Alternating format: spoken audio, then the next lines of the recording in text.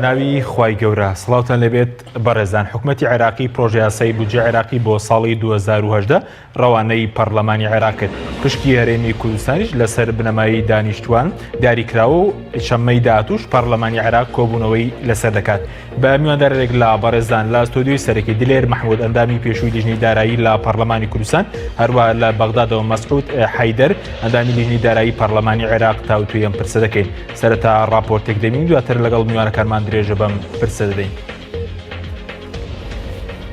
حکوومەتی عێراق پرۆژە یاسای بودجێی ڕەوانەی پەرلەمان کرد. شەممەی داهاتووش پەرلەمان کۆبوونەوەی لەسەر دەکات. بەپێی پرۆژە یاسای بودجێی عێراق لەسەر بنەمای دانیشتوان پشکی هەرێم دیاری کرا و دەکاتە نزیکەی 7 تریلیۆن دینار. لە پرۆژە یاساکەدا پشکی پارێزگاکانی هەولێر و سلێمانی و دوهۆک دیاری کرا و ناوی هەڵەبجەش وەک پارێزگا نەهاتووە. بۆ هەولێر 2 تریلیۆن و 413 ملیار و 596 ملیۆن و 789 هزار دینار و بۆ سلێمانیش 2 تریلیۆن و 618 ملیار و 765 ملیۆن و 672 هزار دینار و بۆ دوهۆکیش 1 تریلیۆن و 605 ملیار و 107 ملیۆن و 263 هزار دینار دیاری کراوە. لەلایەکی ترەوە بە پێی مادەی 10 پرۆژە یاسای بودجێی عێراق بەشێک لە بودجێی هێزە وشکانیەکانی عێراق دەدرێت بە هێزی پێشمەرگەی کوردستان. لەلایەکی دیکەوە لە پرۆژە یاسای بودجێی عێراق پشکی هەرێم لە خەرجی سیادی بە بڕی 665 ملیار و 519 ملیۆن و 662 هزار دینار دیاری کراوە بۆ بەشە خۆراکی مانگانە و دەرمان و سوتەمەنی و کارەبا و پارەی جوتیاران. لە پرۆژە یاسای بودجێی عێراق ناردنی پشکی هەرێم بەستراوەتەوە بە ناردنی 250 هزار بەرمیلی ڕۆژانە و ڕادەستکردنی خاڵە سنووریەکان و فڕۆکەخانەکان. ناردنی یاسای بودجە بۆ پەرلەمانی عێراق لە کاتێکدا لایەنە کوردیەکان و سوننە و شیعەکان ناکۆکن لەسەر پرۆژەکە و هەریەکەیان داواکاری جیاوازیان هەیە. لایەنە کوردیەکان داواکەن پشکی هەرێم بە حەڤە بمێنێتەوە دژی کەمکردنەوەی پشکی هەرێمن. هەرچی سونەکانیشە حەو داواکاریان هەیە کە سەرێکی ترینیان دانانی بودجەیە بۆ ناوچە زیان لێکەوتوەکانی سوننە کە پێشتر لەژێر کۆنتڕۆڵی داعشدا بوون. لەلایەکی دیکەوە 26 پەرلەمانتاری شیعە داواکەن پشکی لە 105 بودجێی عێراق بۆ پارێزگای بەسرە دابین بکرێت بەو پێی زۆرینەی نەوتی عێراق لەو پارێزگایە بەرهەم دەهێنرێت. بوونی ئەم ناکۆشانە لە نێوان پێکاتەکانی عێراق لەسەر پرۆژە یاسای بودجە وا دەکات پەسەندکردنی دوا بکەوێت. بە پێی پرۆژە یاسای بودجەی عێراق کۆی گشتی بودجەی عێراق 3 تریلیۆن و 97 ملیار دینارە، کۆی داهاتیش 90 تریلیۆن و 981 ملیار دینارە، کورتهێنانی بودجەش 13 تریلیۆن و 821 ملیار دینارە.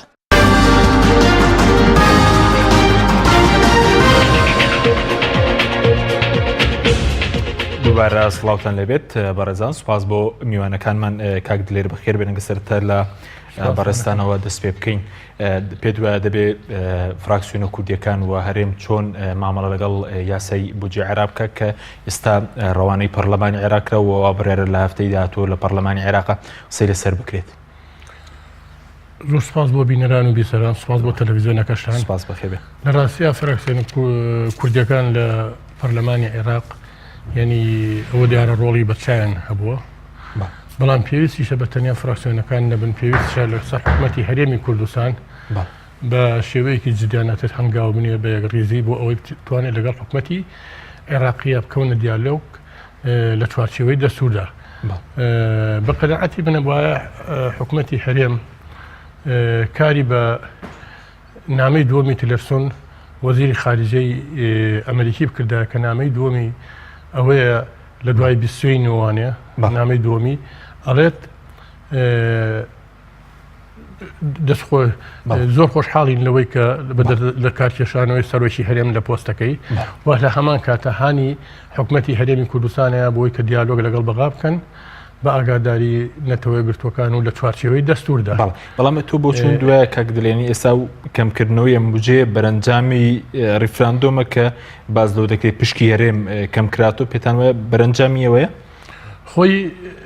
ئێمە ئەبێ ئەومان لەفکرد نەچێت، ینی ئەقڵەتێکی شۆڤێنی لە ناو عەرەبا هەیە، بەڵام تۆ کە هەلی بۆ ڕەخسا دەرگای بۆ کرایەوانێ، یعنی ریفراندۆم بووە هۆی کە تەسریعی ئەو ئامانج و ئاوەتانی زۆر لە حیزبەکان و سەرکردەکانی عێراقی کرد بۆ ئەوەی کەەوە ئامانجانی خۆیان بێن نەدیەکێک لەو شتانە کەمکردنەوەی بودجە بۆ ئەوەی کە بچێتە لە 12.67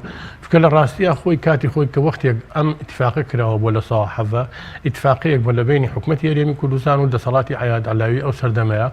وەلەو کاتەش عەیاد عەلاوی خۆی بەرپرس بووە چ لە یاسادانان و چ لە مەوزوعی یاسا جێبەجێکردنیش لەبەر ئەو قسەی کە ئەو کردوێتی خۆی لە خۆشی توانین بڵین بەڵێ اتفاقە بەڵام یاسایەکیش بووە بەڵام ئێستا هەڵبەتە زۆر لە دوای 2006 زۆر کەڕەت لە ناو هەندێک سەرکردەی شیعە و سونەیە ئەوە باس کراوە کە پێویستە بودجێ هەرێمی کوردستان بە پێی ژمارەی دانیشتوان بە ئەوان بە ئەو ژمارەی دانیشتوانە بە تەخمینی ئەیڵێن خۆ بە فیعلی نەکراوە کە گوایە لە ساڵ 12 و کەمی بکەنەوەی و مەحاولاتیان کردووە بەڵام لە هەمان کاتانیان توانیوە نەکراوە بەڵام ئیمڕۆ بە فرسەتیان زانیوە بەڵام کاتی خۆی لە ساڵانی پێشتریشە ئەوانە هاتن چیان نەکرد بودجەی سیادی و بودجەی حاکیمیان زە ئەکرد لەبەرەوەی ڕێکەوتنەکە بەو شێوەیە کە لە ساڵ حەڤەی نەفەقاتی تەقدیری عێراق نەفەقاتی تەقدیری عێراق بدرێ بە کوردستان پاش لە دەرکردنی خەرجیە سیادەکان و خەرجی حاکیمە کەواتە لێرا مەسەلەی ڕیفراندۆم بڵین تەسریعی ئەو عەمەلیەی کردبووان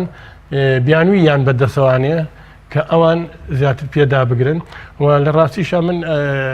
ینی پێویستە یانە حکوومەتی ناوەندی کە ئەو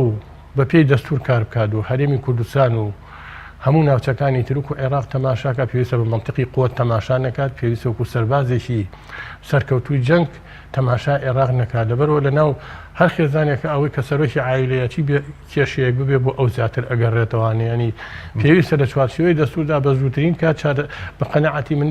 هەنگاو بنرێ بۆ دیالۆگ و پێویستە لەسەر حکوومەتی هەرێمیش لە هەمان کاتە دەستی و خۆ تاخیرکردن و خۆماتەڵکردن نەکات لە پێناوی ئەوەی بەشکم ڕۆژگار گۆڕانکاریان شتێکی لێبەسەر بێت لەبەرەوەی مەسەلەی بودجە کە ئێمە باسیەکەین پەیوەستە بە قوتی خەڵکەوە بە ژیانی خەڵکەوە پەیوەستە بە بازار ڕەوانێت زۆر باش بەڕز لە حکوومەت دەستی نەکە کات بە فێڕۆ نەدا حکوومەت هێرێم ئێستا حکوومەت هێرێم چی لەبەردەستدا هیچ ڕێگەیەکی لەبەردەستدایە بۆ نمونە ئەگەر پشکی هەرێم کەم کراوەتەوە زیاد بکرێ بە هەمانگی لەگەڵ نوێنەرانی کورد هیچ ڕێگەیەک هەیە بە بۆ چوونیەوە بۆ مەسلێ وڵاتەنە ڕێگا ئەوەیە کە دەست کرێ بە دیالۆگ بە زووترین کات ڕێگەی دیالۆگ دۆزرێتوانەوە دەست کرێ بە دیالۆگ لەگەڵ حکوومەتی ناوەندیە بە تایبەتی ئەوتانێت لەم یەک ڕۆژە تیرازمەی سەرۆزیرانی بەریتانیا و یان گۆبییش بڵێ نوێنەری نەتەوەی گرتوەکانیش و کە لەگەڵ مەرجعی باڵای شیعەکانە دانیشتووە لە هەمان کە لە تاکید لەسەرەوە کراوەتەوە کە مافی هەوڵاتیانی کورد لە چوارچێوەی دەستوردا بپارێزرێت خۆشحاڵی خۆیان دەربڕیوە ئەمە خۆی لەگەڵ خۆیان هەنگاوێکە بەڵام ئەمە ئیتر لە هەمان کاتیشا پێویستە لەسەر حکوومەتی هەرێمیش بەرامبەر بەوە هەنگاوە بنێت بۆ حکوومەت هێرێم دەوێت چەنگایەک بنێت کە ئێستا بەغداد بۆ نمونە تا ئێستا ئامادەنیە گفتوگۆی لەگەڵ بکەوە ئێستا پرۆژه یاساکە هاتووتە پەرلەمانی عێراق حکوومەت هێرێم دەوێت چەنگایەک بنێت بۆ نمونە لەبارەی داواکاریەکانی بەغدادەوە ئەگەر داواکاریەکانی بەغداد لە چوارچێوەی دەستورا بوو چونکە هەموو دەوڵەتانی زلهێزی دنیا کە دۆستیشمان بن ئەوانەی کە خاوەن بڕیارن داوای ئەوە کە لە چوارچێوەی دەستورا بێت ئەگەر هاتوو لە چوارچێوەی دەستورا بێت ئیتر تۆنگایی بوونی لە چوارچێوی دەستوری چۆ دەرەوانێ حکوومەتی هەرێم دەتوانێت ئەو کاتە لە کاتی مناقەشە قسەی خۆیە بێت ئەوەتانی کە ئێستا ئەبینین سەرۆک کۆماری عێراق بۆ ڕەسفوان مەعسووم خەریکیەوەیە کە بتوانێ حەلێک نێوەندگیری بکات بۆ ئەوەی کە حکوومەتی هەرێم و حکوومەتی ناوەند لەگەڵ یەکتریا دانیشن بە تایبەتی ئێمە ئەگەر بڵێن هەر تەنها خاو خلیچکی یان تەنها بڵێن هەردوو لایەن یەک لایەن تۆمەتبار بکەین بەوەی کە ناوێت دیالۆگکە هەردوو لایەن خۆی لە خۆیان بۆ گەیشتن بە دیالۆگ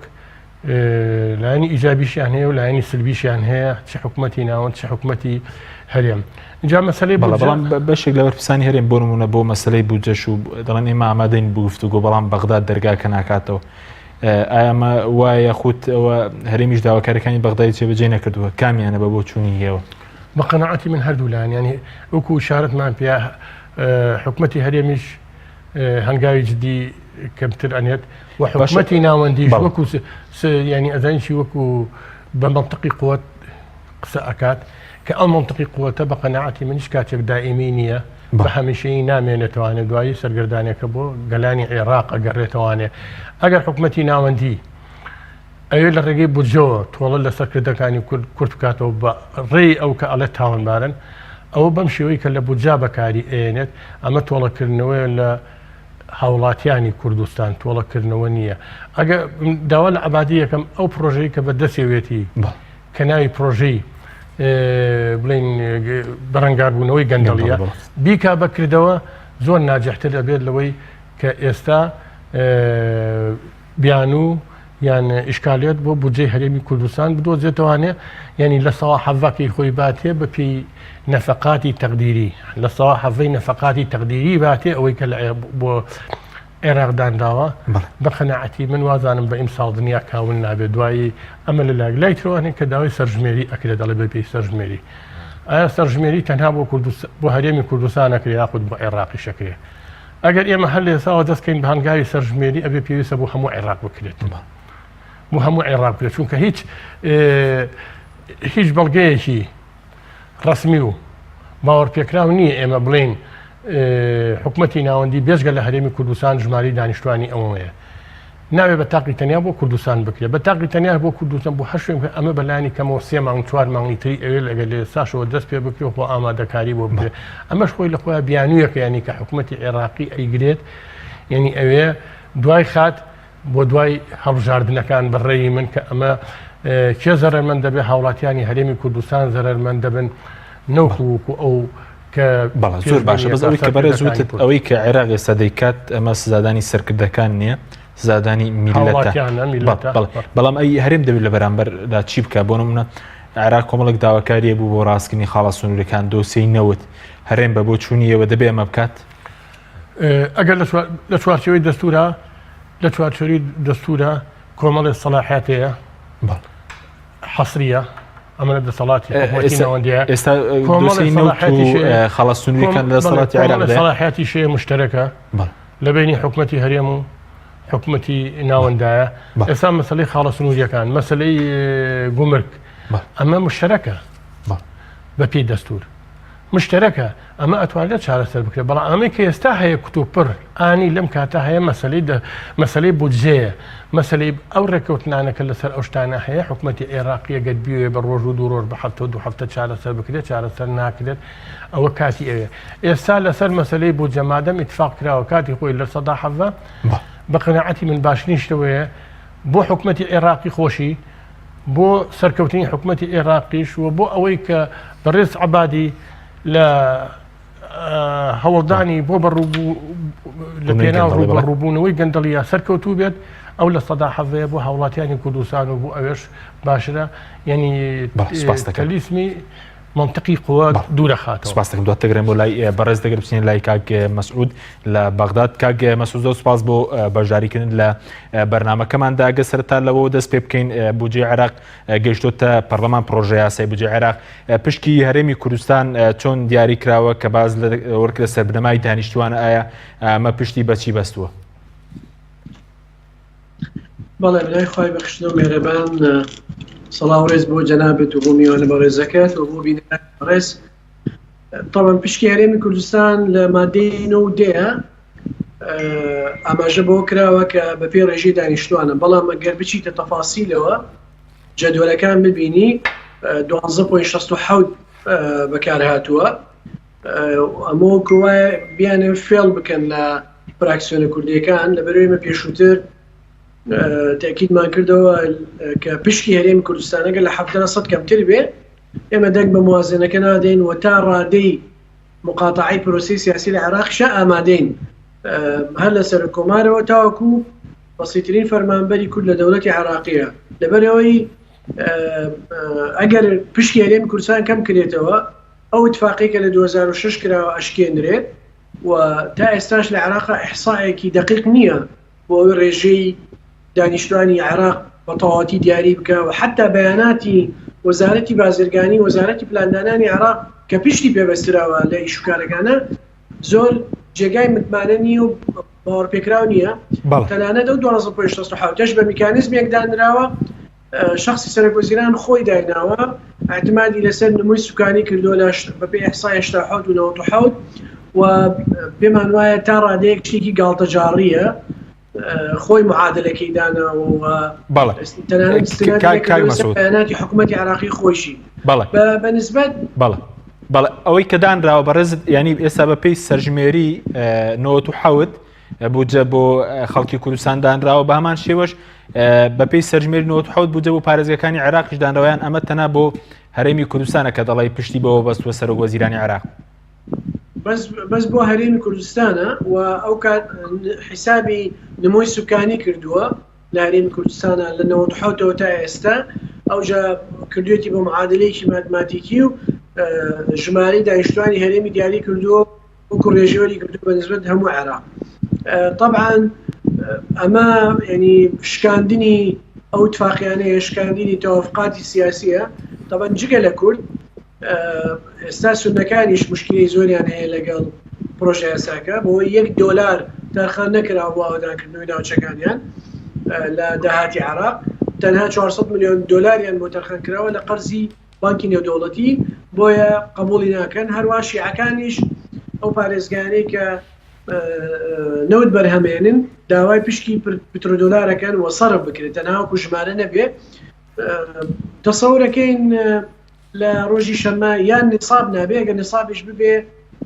تەسەورەکەم پەرلەمان ڕازی نەبێ بۆی ئەم پرۆژە یاسای خوێندنەوەی بۆ بکرێ و بەردەوامی تا بینێرێتەوە بۆ حکوومەتی عێراق بۆ یەکەم جارە ملاحەزەی زۆر مهم بۆ یەکەم جارە لە تاریخی عێراق لە موازنەیە فقرەیەکیان داناوە ئەڵێ ینی بەپێی قانونەکە گەر پەرلەمان دەنگی لەسەر بدا ئەنجومەنی وەزیرانی عێراق دەستکراوەکە بەکەیف خۆی مەصاریف بکە یان نەفقات زیاد بکە لە دەرەوەی یاساکە ئەمە دەرگایەکە بۆ گەندەڵی و زۆر خەتەرە ئەبێ زۆر وریابین لە مادەی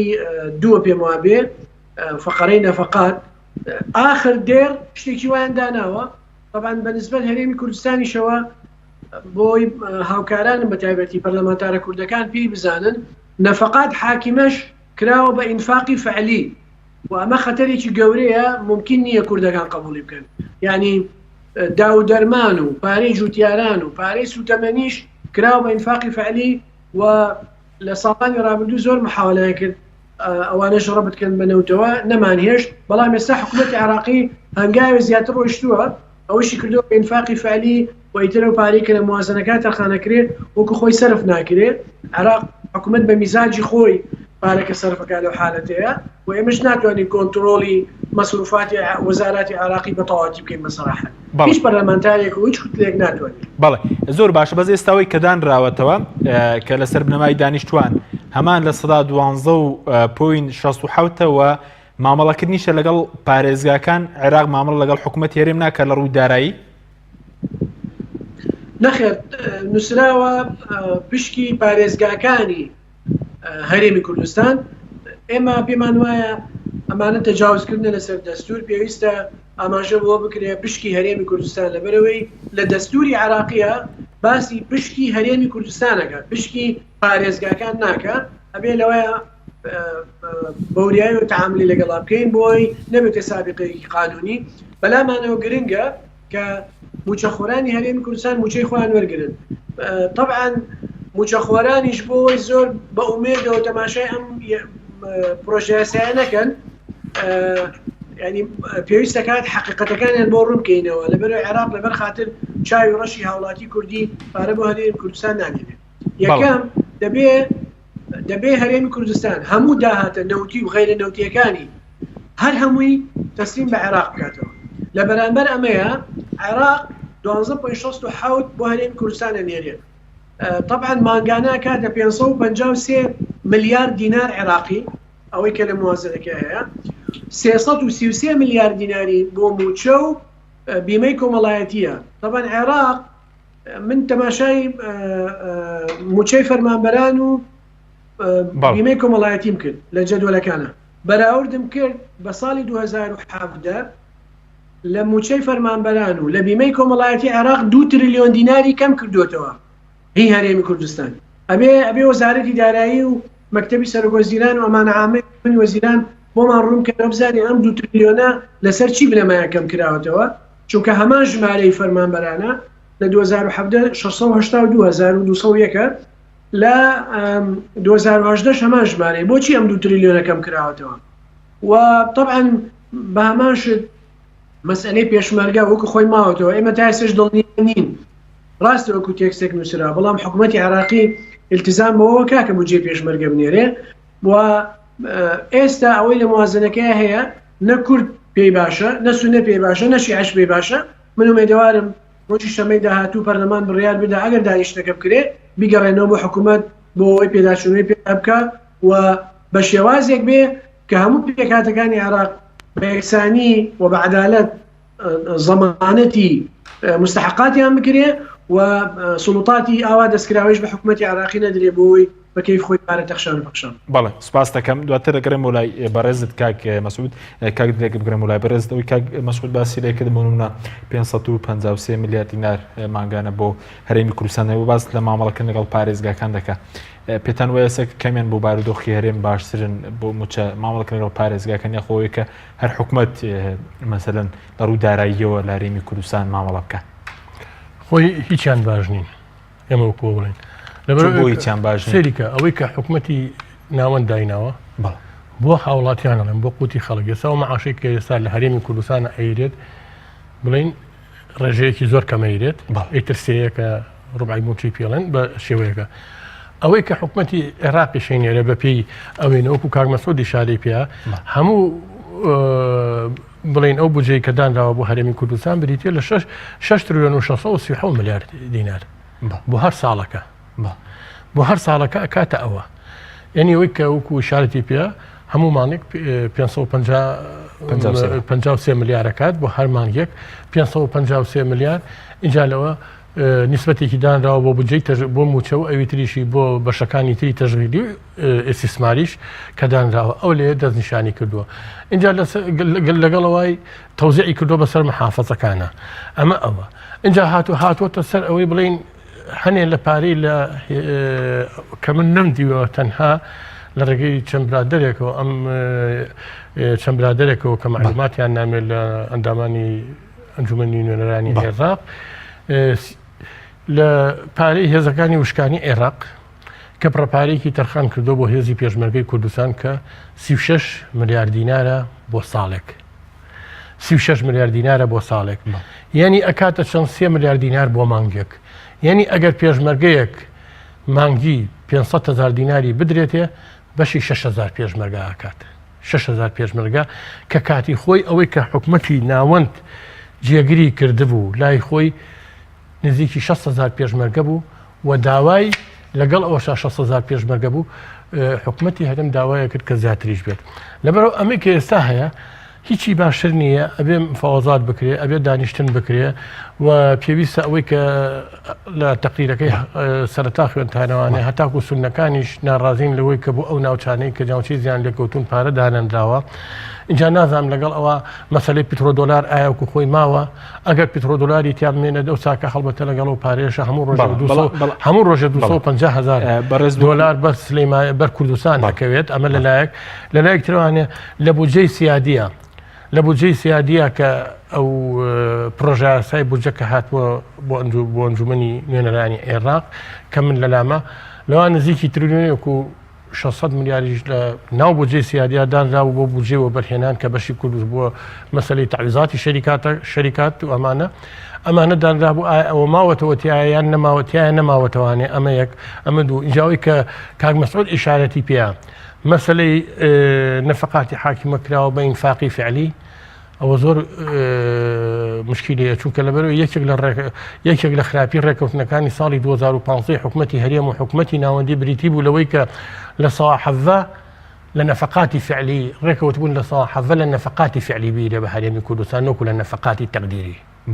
نەفەقاتی تەقدیری لەبەر ئەمەی کە ئێستا هەیە یعنی بە هەموو شێوێک ئەبێ هەوڵی نزیک بوونەوە بیرە لە چوارچێوەی دەستورە هەردوو لە چوارچێوەی دەستورا بێت و ئەمەنگاوەی سەرۆک کۆماریش من بەشتی چاکی زانم ئێوارێش کە گوێم لێبوو لە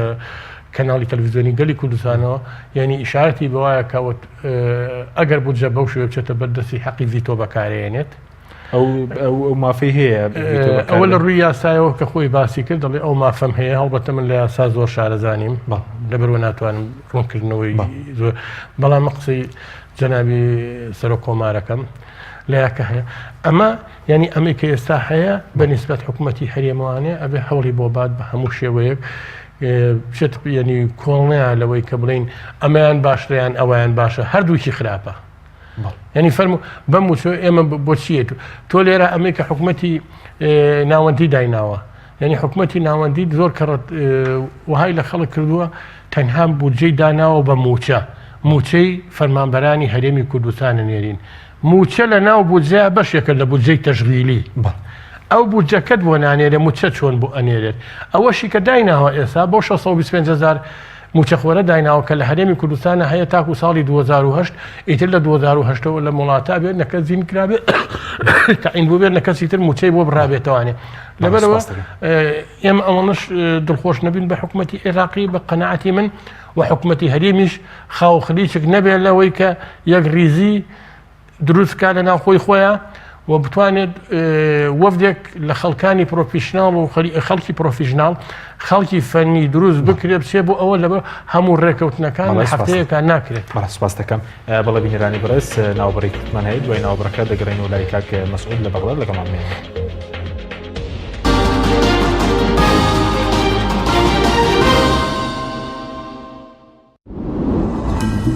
تۆپ ئارت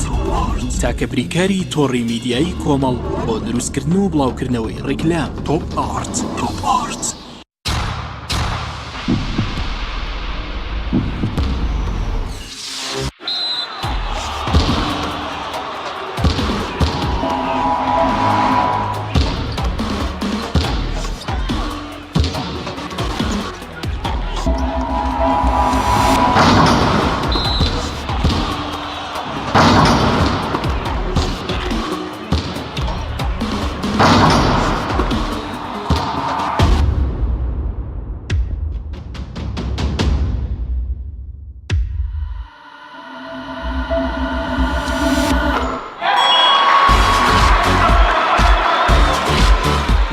سەرکەوتنە گەورەیە تەنها شیری وشکی ئاڵتونسای تەمێکی ڕاستەقینە و 100% سروشتی نۆشی کە و هەمیشە بە بەهێزی بمێنەرەوە.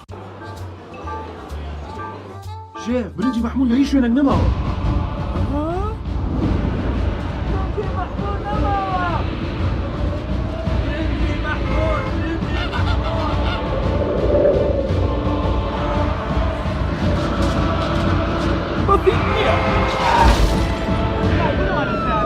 بسيط نية آخر بسيط نية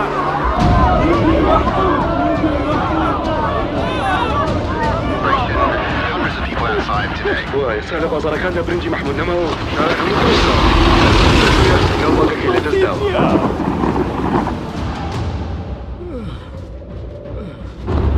بسيط نية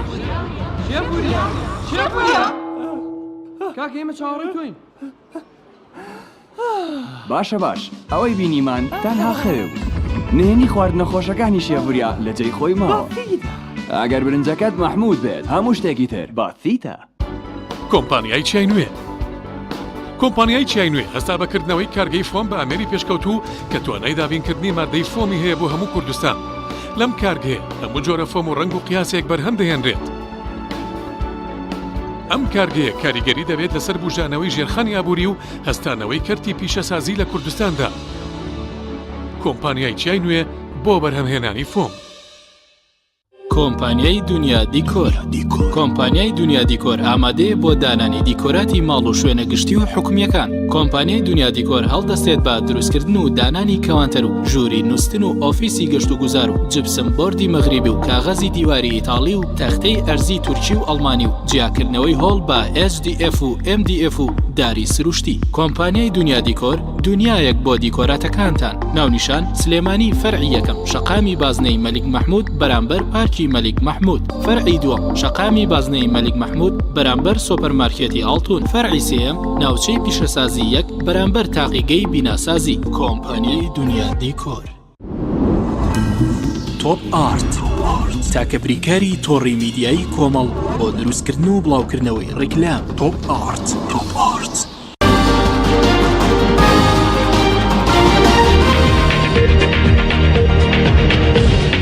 دووبارە سڵاوتان لەبێت بەڕێزان. کاک مەسعود ئەگەر بگەڕێنەوە لای بەڕێزت باس لەوە کرد کە ماگانە عێراق تەنیا دەتوانێت 553 ملیار دینار بنێرێت. ئەی مەرجەکانی چین لە بەرامبەر ئەمەدا اینجا ئایا وەکو پەرلەمانتارانی کورد دەتوانن لە پەرلەمانی عێراق دەستکاری ئەم بڕە بکەن و زیادی بکەن؟ بەڵێ طبعاً ئەم بڕە پارەیە لە حالەتێکا درێ ئەگەر بەپێ ئینفاقی فعلی ممکنە پارەکە لەوە کەمتریش بێ، بەڵام لە ڕووی تێوریەوە ئەوەی دانراوە ئەوەندە سەرفەکرێ و ئێمە بە هیچ شێوەیەک ناتوانین 1 دینار بخێنە سەر ئەمەیەکە لە موازنەکەی دانراوە لەبەرەوەی لە سەلاحیاتی پەرلەمان نییە موازنە زیاد بکە، بەڵکو ئەتوانێت کەمی بکە یان مناقلەی بکە و بشتی هەرێمی کوردستان وەکو ئاماژەم پێکرد بە پێی 12.67 دانراوە دوای دەرهێنانی نەفقاتی سیادی و حاکمە و ئەو پارەیە کە ئەمێنێتەوە لە کۆی ئەو 6 تریلیۆن و 637 ملیار دینارە ئەگەر لە کۆی گشتی بودجێ عێراقی حیسابیکەین ئەکاتە نزیکەی لە 106 کۆی بودجێ عێراقی نەک لە 112. بەڵێ زۆر باشە، بەڵام ئێستا ڕێگە چارە چییە ئێستا بۆ نمونە کە بەڕێز دەڵێەوە لە پەرلەمان ناتوانن 1 دینار زیاد بکەن؟ ئەی کێ دەتوانێت ئەمە بکە؟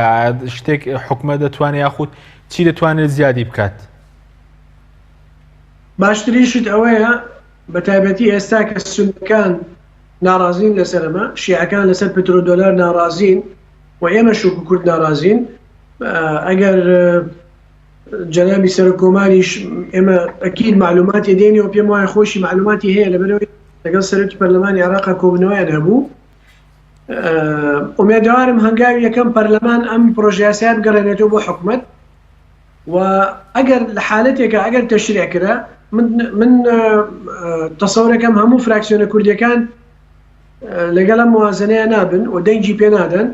لە حالەتێکە ئەگەر بە زۆری نەشتێپەڕی ئومێدوارین کە سەرۆکۆمار مافی دەستوری خۆی بەکاربێنێ و بیگەڕێنێتەوە بۆ پەرلەمان واژوینەکە. بەڵێ سەرۆکۆمار ئەو مافی هەیە بۆ ڤیتۆ بەکاربێنێت توانی بیگەڕێنێتەوە؟ وڵی ئەوە ئەبێ موادەکانی دەستور و سەلاحیاتەکانی سەرۆکۆمار بزانین چۆنە. ئەگەر ئەو حەقی هەبێ باشە، ئەگەر ئەو حەقی نەبێ باشترین شت ئەوەیە کە لەناو پەرلەمانی عێراق ڕێگری لەم پرۆژە یاسا بکرێ و بنێرێتەوە بۆ حکومەت بۆ ئەوەی جارێکی تر تەشریع بکرێتەوە بە شێوازێک بێ کە لەگەڵ واقعی اقتصادی و سیاسی عێراق گونجاو بێ و ڕەچاوی دەستوری عێراقی تێدا بەباشی کرابێت. بەڵێ ئەو بەڕێز کە باست کرد ئەو ماگانە 553 ملیار دینار کە دەنێدرێ بەستراوەتەوە بەچی بۆ مناگەر حکومەت هەرێم پابند نەبێ بەو بۆ نمەرجانی کە بۆ دانراوە ئەو بڕەپارەیەش نێت؟ بەڵێ طبعا دەبێت لە بەرامبەر ئەمەدا حکومەتی هەرێمی کوردستان هەموو داهاتە نەوتی و غیرە نەوتیەکانی تەسلیم بە عێراق بکە و ئەبێ دیوانی چاودێری دارایی عێراقی کۆنتڕۆلی هەموو بەیاناتی هەرێمی کوردستان بکە لە حالەتێکە ئەگەر هەرێمی کوردستان پابند نەبوو بەم مەرجانە ئەو کات عێراق دینارێک بۆ هەرێمی کوردستان نانێرێت. بەڵێ ئەی ڕۆڵە حکومەت هەرێم چییە لەم پرسە؟ پێتان وایە دەتوانرێت لە ماوەیەدا و توێش بکرێت تاکوسە و توێش دەستی پێ نەکردووە؟ ئایا ڕێکەوتن بکرێت لەو ماوەی بۆ مەسەلەی بودجە باشە؟ تەسەور ناکەم ڕێکەوتن بکرێت لەبەرەوەی عێراق ئەگەر نیازی ڕێکەوتنی هەم وایە دەبوو لە ماوەکانی ڕابردووە دەرگای و توێژی بکردایەتەوە لەگەڵ حکومەتی هەرێمی کوردستان. عێراق ئێستا هەوڵەدا وەکو یەک پارێزگا لەگەڵ هەرێمی کوردستانە تەعامل بکات، نەک وەکو هەرێمێکی فیدرالی. بۆیە لە پرۆژە یاساکەشە ئاماژەی بە پارێزگاکانی هەرێم و دەستەواژی نوێ بەکارهێنەوە هەوڵی لاوازکردنی مؤسساتی دەستوری هەرێمی کوردستانەدا و مشکلەکەش ئەوەیە ئەو پارەیە کە تەرخانی کردووە 1 دینار و 6 ملیار دینار لە ماوەی 5 ساڵدا 1 دینار و 6 ملیار دینار لە ماوەی 5 ساڵدا 1 دینار و 6 ملیار دینار لە ماوەی 5 ساڵدا مشکلەکەش ئەوەیە ئەو پارەیە کە تەرخانی کردووە جاری لەلایەکەوە موچەی فەرمانبەرانی کەم کردوەوە لەگەڵ بیمەی کۆمەڵایەتی لەلایەکی تریشەوە پەیوەستی کردووە بە مەجموعەیەک شروطەوە کە زۆر زەحمەتە لەسەر ئەرزی واقع بچێتە باری جێبەجێکردن و هەموو تەسریحاتانەی ڕابردووی سەرۆکوەزیران بە قەناعەتی من تەنها بۆ مزایداتی سیاسی و یاریکردن بە مەشاعری خەڵکی هەرێمی کوردستان بوو. بەڵێ بەڵام پێ دوای هەرێمیش جددی حکوومەتی هەرێم لە مەسەلەی ڕێکەوتن لەگەڵ بەغدا بە تایبەتی لەسەر موچە چووکە پێشترەوە ساڵی ڕابردووش پشتێکی باشتان لە بودجە چەسمان بەڵام خۆ حکوومەتی هەرێم پێوە پابەت نەبوو. بەڵێ حکوومەتی هەرێمی کوردستان ئێستا لە وەزعێکی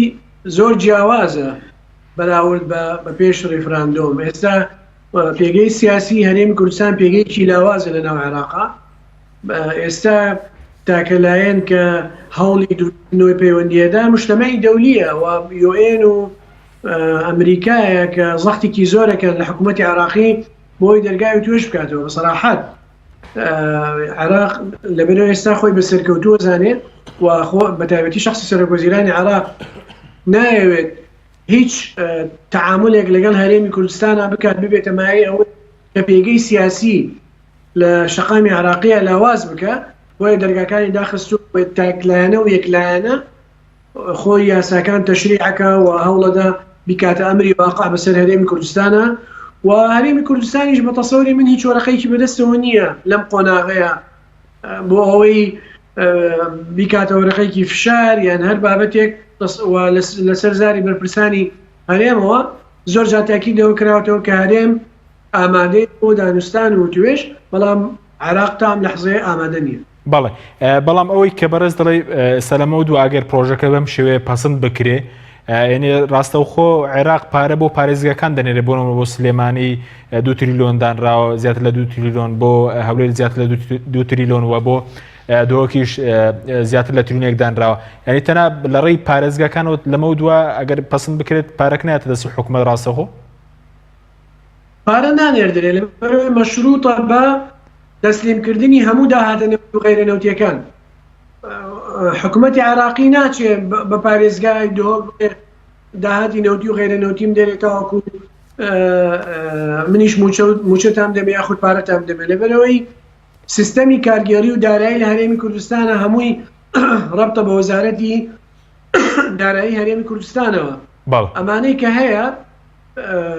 لە ژێرەوە من نازانم اتفاقیاتی سیاسی چی هەبێت چی ئەمریکی واقع فەرزکەن بەڵام لەسەر ئەرزی واقع تەسەوڕ ناکەم ئەگەر لە حالەتێکا ئەگەرەک و پەسەندیش بکرێ ئەگەر حکوومەتی هەرێمی کوردستان هەموو داهاتەکانی ڕادستی عێراق نەکات عێراقیش بۆ هەرێم نانێرێ. بەڵێ سوپاس دەکەم دەتەگرم بۆ لای بەرزت کاک دلێ هەرێمێسە هیچ ڕێگایەکی لە ڕووی ئابووری و بەڕێستان پێش لە لیژنەی ئابووری پەرلەمانە بوون لەم دۆخەدا جگە لە ڕێکەوتن لەگەڵ بەغداد هیچ دەواازێکی ترێ بۆ ڕزگاربوون لەم بارودۆخەی ئابووری هەرێمی کوردستان ڕواناکەم لە ڕووی ئابووری و هیچ دەواازەیەکی تر هەبێت بۆ ئەوەی داهات زیاکە لەبەرەوەی کاتی خۆشی ئێمە بنەما سێکتەرەکانی ئابووریمان بەهێز نەکردووە کە ئێمە بتوانین تەنها پشت بە مڵکانەی نەوەد نەبەستین پشت بەڵکو بە کۆمەڵی بواری تری سێکتەری تری ئابووری بەستین بۆ نمونە کە کەرتی گەشتیاری چاکمان هەیە لە کوردستان دایتوانی ئەمانتوانی سوودی لێ بینین لە هەمان کاتا کەرتی کشوکان ئەمانتوانی کە ئێمە سوودی لێ بین و ئێستا پێین بێ ئێستا گەشەمان گەشەی ئابووری خۆمان پێ بکردایە لە هەمان کاتە لە سەنعاتی نەفتیە سەنعاتی نەوتیە ینی ئێمە کۆمەڵێ مەسڵی گەورەی لە شوی پێشیناوی ئەمانە چی بە شەریکەی مساهەمە بواە چ بە پارەی حکوومەت بواە چ بە شەریکەی دەرۆی وڵات بواە بە هاتایوەکو ئیسیسماری بکردای دروستمان کردایە و ماتوانایە ئێمە بڵین لەسەر پێی خۆمان ئەوەستین چ ئەو پارەی کە لە کاتی خۆ لە حکوومەتی هەرێمی لە عەفو لە حکوومەتی ناوەندەوە بۆمانە هاو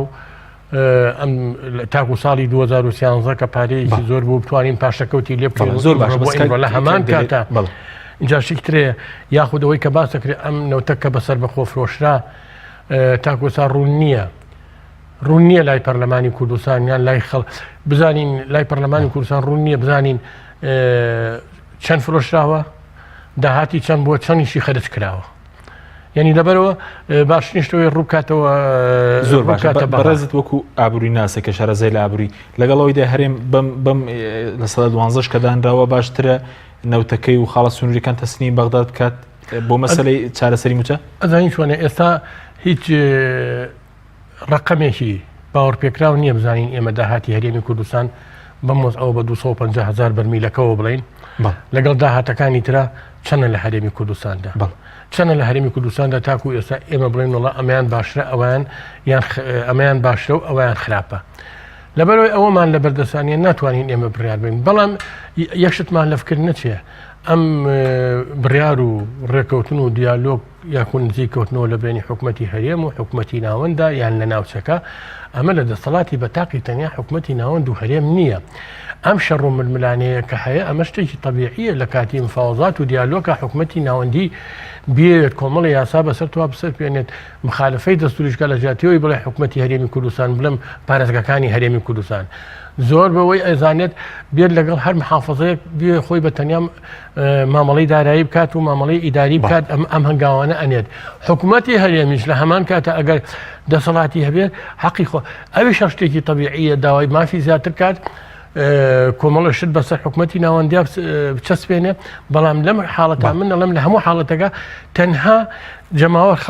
هەڵاتیانستاگەر هەرێم پێ دوایە ڕێکەوتن لەگەڵ بەغداد نکات بەم بڕپارە و وەزعی ئابوورێریم خراپتر دەبێت بۆ چوونیەوە ئەوەی کە وەکو سەرۆکی حکومەتی هەرێم مەڵێت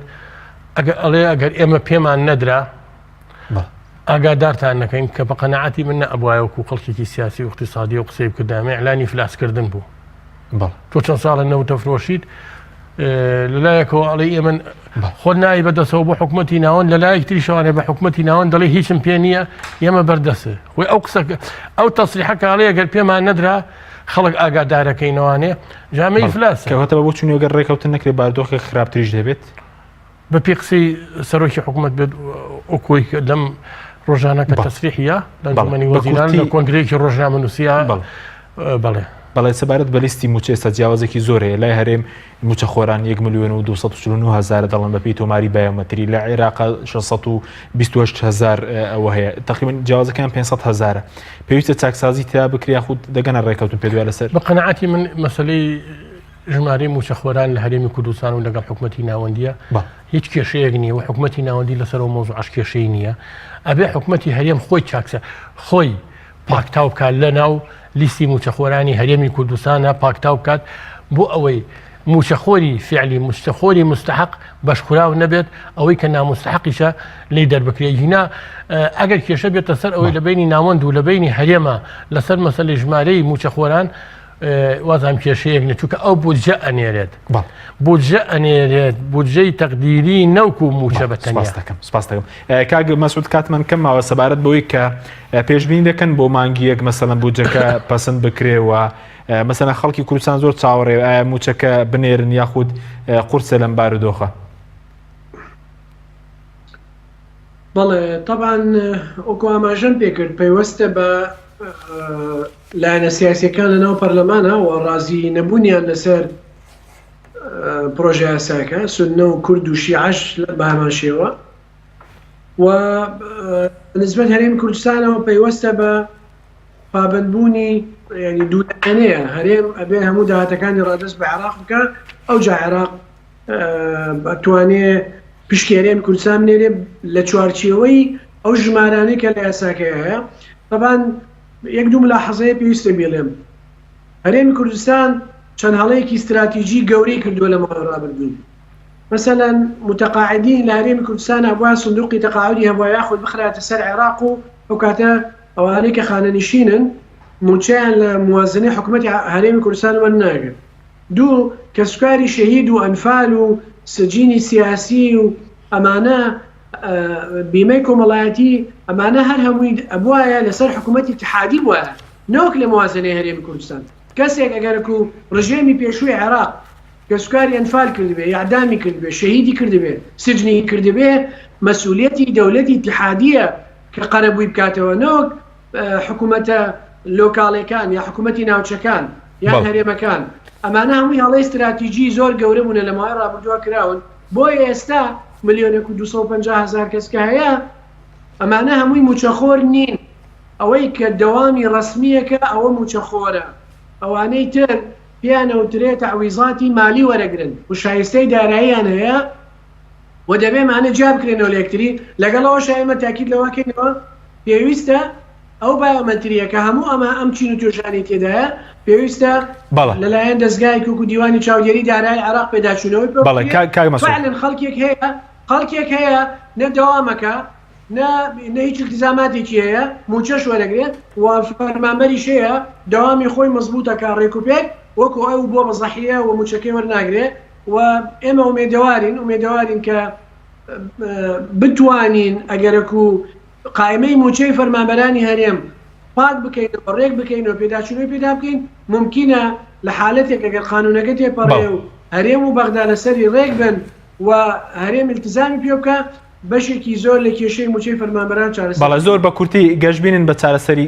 موچەی فەرمانبەران یاخودنا زۆر بە کورتی سوپاس دەکەم. نەخێر. بەڵێ سوپاس دەکەم مامۆستا کاتمان نەماوە سوپاس دەکەم زۆر سوپاس بۆ بەڕێز کاک مەسعود حەیدەر ئەندامی لیژنەی دارایی لە پەرلەمانی عێراق کە لە بەغدادەوە لەگەڵ ماوەی هەروەها عادلێر مەحموود ئەندامی پێشووی لیژنەی دارایی لە پەرلەمانی کوردستان کە لە ستۆدیۆی سەرەکی لەگەڵ ماوەی سوپاس بۆ میرانی بەڕێز سوپاس بۆ هاوکارانم خواتان بەدا.